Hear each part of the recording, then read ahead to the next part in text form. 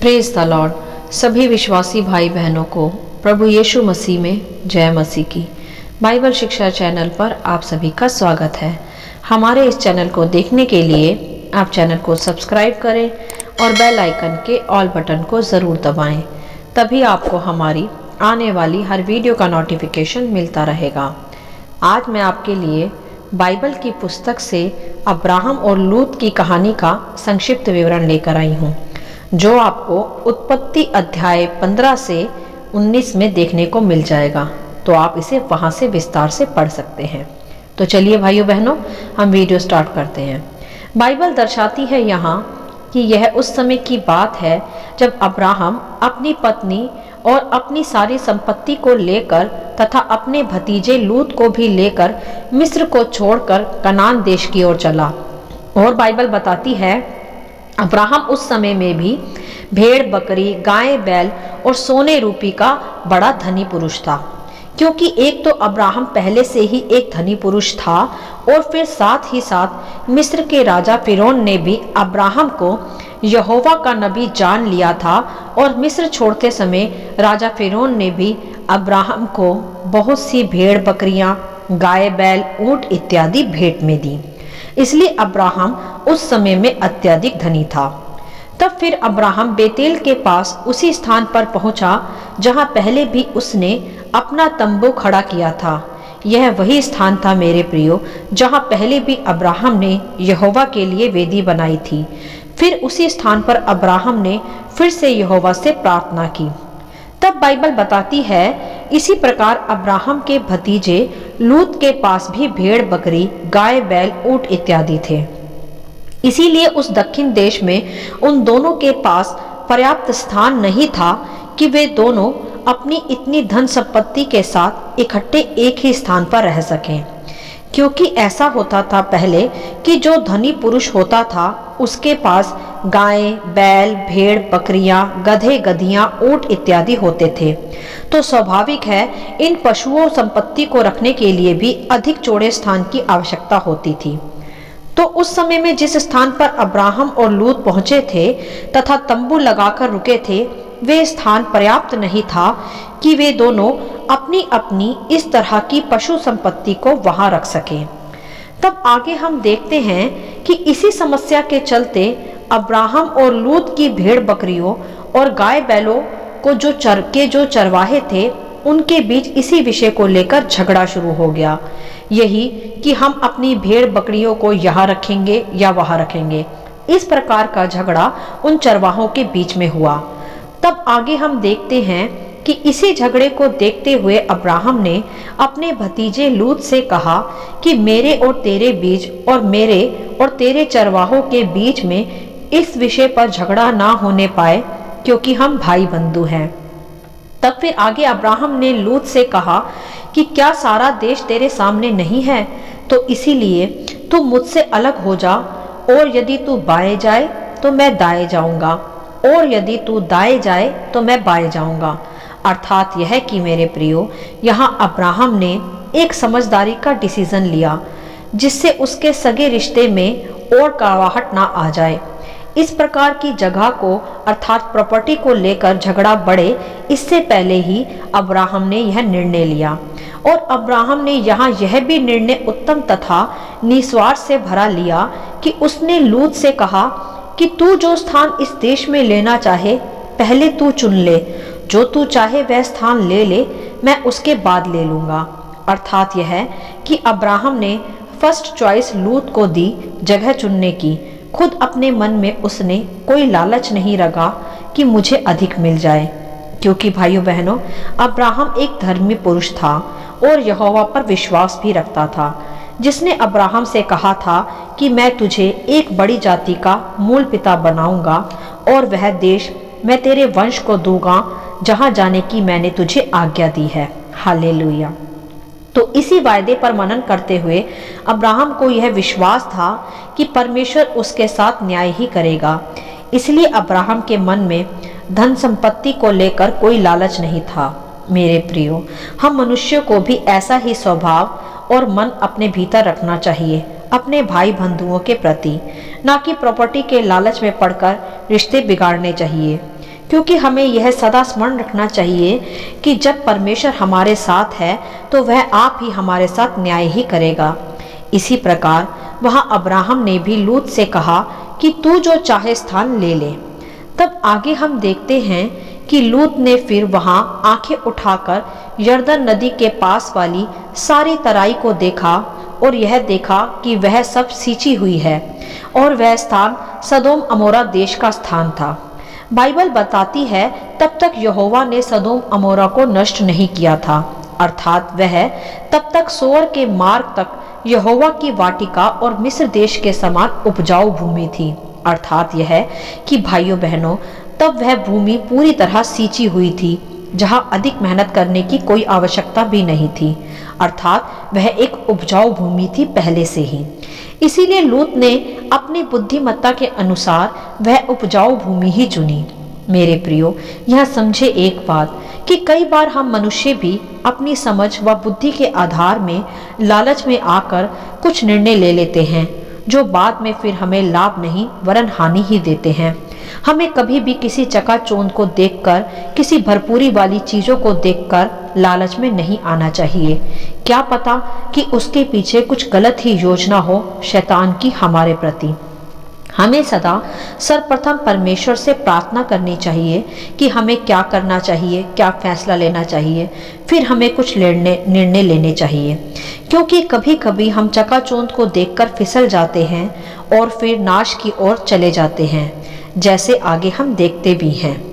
तब फिर लूत ने वही यरदन की सींची हुई तराई को चुन लिया और वहीं अब्राहम से अलग होकर पूरब की ओर चल दिया।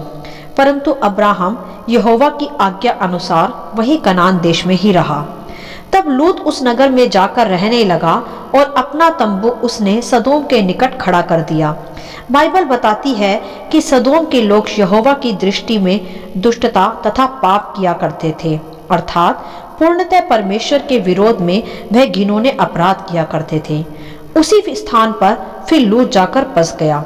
तब आगे हम देखते हैं कि फिर यहोवा ने अब्राहम से कहा कि आंख उठाकर जिस स्थान पर तू है वहां से उत्तर, दक्षिण, पूरब, पश्चिम चारों ओर दृष्टि कर, क्योंकि जितनी भूमि तुझे दिखाई देती है उस सब को मैं तुझे और तेरे वंश को युग युग के लिए दूंगा। इस तरह की आशीष फिर वहां परमेश्वर ने अब्राहम को दी, क्योंकि भाइयों बहनों, अब्राहम भी परमेश्वर की आज्ञाओं में बना जो रहता था, तो फिर क्यों न परमेश्वर की ओर से वह आशीषें प्राप्त करता। इसी प्रकार यदि हम परमेश्वर की सभी आज्ञाओं में बिना स्वार्थ को अपने मनों में रखे, बिना लोभ लालसाओं को अपने मनों में रखे चलते रहेंगे, तो आप ही फिर हम भी परमेश्वर की ओर से आशीषित व फलवंत बने रहेंगे। हालेलुया। तब फिर इसी के अनुसार अब्राहम ने अपना तंबू ममरे के बांज वृक्ष के पास खड़ा किया और वहां भी यहोवा की एक वेदी बनाई। यहाँ आप देख सकते हैं कि जहाँ जहाँ भी अब्राहम चला वहाँ वहाँ उसने परमेश्वर की वेदी बनाकर प्रार्थनाएं की। मेरे प्रियो, यही होना चाहिए हम मसीह विश्वासियों का भी जीवन, कि जहाँ भी हम रहे आत्मा में निरंतर प्रार्थनाओं में लगे रहें और आगे के लिए परमेश्वर की मर्जी को भी जानते रहें, तभी हम ब्लेस्ड बने रहते हैं। तब आगे हम देखते हैं कि कुछ समय के पश्चात उस स्थान सदोम और अमोरा में जहां लूत व उसका परिवार रहने लगा था, वहां कुछ विरोधी राजाओं ने हमला किया और उस स्थान को लूट लिया, और उसी प्रकार लूत व उसकी संपत्ति को भी लूट कर उन्हें बंदी बना लिया। और तब यह खबर जब अब्राहम को मिली, तब फिर अब्राहम ने अपने युद्ध के कुशल सैनिकों सहित उन पर आक्रमण किया और फिर अब्राहम ने युद्ध में उन्हें हराकर अपने भतीजे लूत व उसकी संपत्ति और सब बंदियों को छुड़ा लिया। तो यहाँ देखा आपने कि किस प्रकार अब्राहम ने अपने भतीजे से अलग होने के बावजूद भी, उसके भतीजे लूत के लालच रखने के बावजूद भी उससे स्नेह करना नहीं छोड़ा, वह संकट आने पर उसकी सहायता भी की। ऐसा ही व्यवहार हमें भी अपने भाई बंधुओं से रखना चाहिए, चाहे फिर वह हमारे साथ रहते हो या हमसे अलग। हमें आपस में प्रेम करना, सहायता करना कभी नहीं छोड़ना चाहिए। एक मसीह विश्वासी का यही व्यवहार होना चाहिए। ऐसा ना सोचें कि अब तो भाई हमारे साथ रहता ही नहीं, तो हम क्यों उसकी परवाह करें। नहीं मेरे प्रियो, यह एक गलत विचारधारा होगी। तब आगे हम देखते हैं कि फिर एक दिन यहोवा के दूत अब्राहम के पास आए और अब्राहम ने भी उनकी भली प्रकार सेवा टहल की।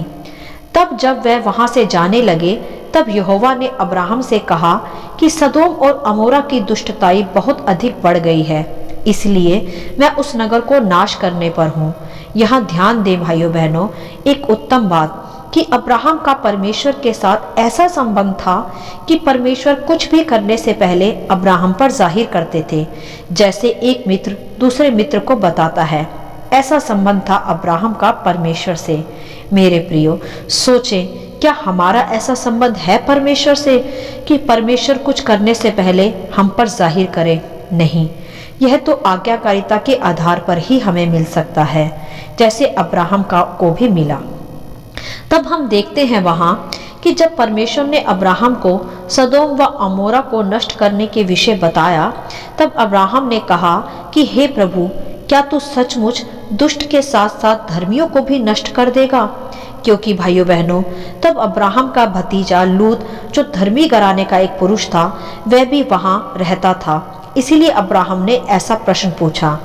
इस पर परमेश्वर ने कहा कि नहीं, यदि मुझे वहां 10 भी धर्मी मिले तो मैं उस नगर को नाश न करूंगा। परंतु यहाँ बाइबल स्पष्ट करती है कि उस नगर में लूत व उसके परिवार को छोड़कर कोई भी धर्मी नहीं था, इसीलिए परमेश्वर को उस नगर को नाश करना ही पड़ा। तब परमेश्वर ने सदोम व अमोरा को जब नाश करने का निर्णय लिया, तब परमेश्वर ने अब्राहम की विनती के अनुसार पहले लूत व उसके परिवार को वहां से निकालने के लिए अपने दूतों को भेजा। यहाँ भी समझे एक महत्वपूर्ण बात जो बाइबल स्पष्ट करती है कि धर्मी का वंश बचाया जाएगा। हालेलुया। जैसा हम यहाँ देख भी सकते हैं कि अब्राहम का वंश, उसका भतीजा व उसका परिवार सदोम अमोरा के नष्ट होने से पहले वहां से निकाले गए, जो यह स्पष्ट करती है कि धर्मी की प्रार्थना के प्रभाव से बहुत कुछ संभव है। जैसे अब्राहम की विनती व प्रार्थनाओं के कारण ही लूत बचा। तब लूत तो अपनी बेटियों सहित वहां से निकाल दिया गया, परंतु उसकी पत्नी वहीं नमक का खंबा बन गई, जिसके विषय आप सभी जानते ही हैं कि उसकी पत्नी ने यहोवा की आज्ञा के विरुद्ध पीछे मुड़कर अपनी संपत्ति तथा घर को देखकर मोह जताया था और फिर वह नाश हुई, जिसके विषय ऑलरेडी हम एक वीडियो बना चुके हैं। तो इस प्रकार लूत व उसकी बेटियां अपनी सारी धन संपत्ति को छोड़कर वहां से निकले तथा फिर उसके पश्चात सदोम व अमोरा पर परमेश्वर का क्रोध भड़का तथा वह नाश हो गया। हालेलुया। मेरे प्रियो, यह थी अब्राहम व लूत की संपूर्ण कहानी, जिससे अब हम कुछ गहरी व विशेष बातों को सीखेंगे व समझेंगे। एक तो यह है कि हमें कभी भी प्रॉपर्टी या किसी अन्य विषयों को लेकर अपने भाई बंधुओं के साथ द्वेष नहीं रखना चाहिए और ना ही कोई अपने मनों में लालच ही रखना चाहिए, वरन हमें अपने जीवित परमेश्वर पर भरोसा रख हर विषय के लिए सर्वप्रथम उससे प्रार्थनाएं करनी चाहिए, जैसे अब्राहम हर स्थान पर किया करता था। तथा दूसरा यह हम देखते हैं वहां कि लूत ने अपने लालच व बुद्धि से सदोम को चुना, यह सोचकर कि वह वहां जाकर और भी अधिक धनवान हो जाएगा। परंतु हम देखते हैं कि वह और अधिक धनी नहीं हुआ, वरन उसे अपनी सारी धन संपत्ति छोड़कर जो उसके पास पहले थी, बस केवल उसे अपनी जान बचाकर ही वहां से भागना पड़ा। तो मेरे प्रियो, हमें कभी भी अपनी बुद्धि नहीं चलानी चाहिए, परमेश्वर की इच्छा में ही चलना चाहिए, वही हमें सर्वदा नाश होने से बचा सकता है। और अन्य बात जो यहाँ हम सीखते हैं वह यह है कि धर्मी का वंश अवश्य बचाया जाएगा। हालेलुया। बस मेरे प्रियो, हमें सदा अपने घराने के लिए आशीष की प्रार्थनाएं करते रहना चाहिए। यदि हम अपने घरों में एक अकेले भी धर्मी हो तो भी, यदि हम परमेश्वर की आज्ञाओं में अपना जीवन बिताते हैं तो अवश्य ही फिर परमेश्वर हमारे कारण हमारे घराने को भी आशीषित करेगा और उन्हें बचाएगा भी। जैसे जब तक लूत अब्राहम के साथ था वह धनी बना रहा, और जब अलग हो गया तब भी अब्राहम के ही कारण पूरी तरह नाश होने से बच गया, क्योंकि मेरे प्रियो, अब्राहम के कारण ही यहोवा ने उसे बार बार बचाया। पहले जब वह बंदी बना लिया गया था और तब फिर दोबारा तब जब सदोम अमोरा को नाश किया गया। तो मेरे प्रियो, इन कुछ विशेष बातों को सदा स्मरण रखें कि हमें कभी लालच नहीं करना चाहिए, अपने भाई बंधुओं से प्रॉपर्टी या किसी अन्य विषयों पर झगड़ा नहीं करना चाहिए तथा सदा धर्मी बनकर आज्ञाकारी बनकर चलना चाहिए और अपने घराने को भी बचाने की प्रार्थनाएं करनी चाहिए। मेरे प्रियो, ध्यान दे सदा कि हमारी आशीषें परमेश्वर के साथ चलने में ही बनी रहती है। उससे अलग होकर हम धनी व आशीषित नहीं बने रह सकते। जैसे अब्राहम आशीषित बना रहा क्योंकि वह यहोवा परमेश्वर के साथ साथ उनकी आज्ञाओं पर चलता रहा, परंतु लूत धनी होकर भी सब कुछ गवा बैठा, यहाँ तक कि अपनी पत्नी भी, क्योंकि उसने लालच रखा और परमेश्वर के चुने हुए स्थान पर बना नहीं रहा। और कभी भी हमें चकाचौंध को देखकर लालच में नहीं आना चाहिए कि मैं इसे प्राप्त कर लूं तो और धनी हो जाऊंगा। नहीं, यह एक गलत निर्णय भी हो सकता है, जैसे लूत का निर्णय गलत रहा जब उसने सदोम की ओर चकाचौंध को देखकर लालच में आकर उस स्थान को चुन लिया, यह सोचते हुए कि वहां जाकर वह और भी अधिक धनवान हो सकता है, परंतु नहीं जानता था कि उसका अंत उसे नाश की ओर ले जाएगा। क्योंकि मेरे प्रियो, लूत उस घड़ी लालच से भरा था, आज्ञाकारिता से नहीं। तो हमें ऐसा बिल्कुल भी नहीं करना। हमें सर्वप्रथम परमेश्वर से प्रार्थना करनी है, उसकी आज्ञाओं पर चलना है, सदा उसकी ही आवाज के अनुसार अपने जीवन में निर्णय लेना है और कभी भी हमें अपने भीतर अपने भाई बंधुओं के लिए कोई झगड़ा और द्वेष नहीं रखना। हालेलुया। आशा करती हूँ इस कहानी का संक्षिप्त विवरण आप सभी को समझ में आया होगा। परमेश्वर आपको अपनी पवित्र आत्मा की भरपूरी से सदा भरता रहे। यदि आप चाहते हैं कि दूसरे भी इसे सुनकर आशीष पाएं, तो आप दूसरों के साथ भी इसे शेयर कर सकते हैं, क्योंकि हमारे प्रभु यीशु मसीह की यही इच्छा है। आमीन and God bless you all.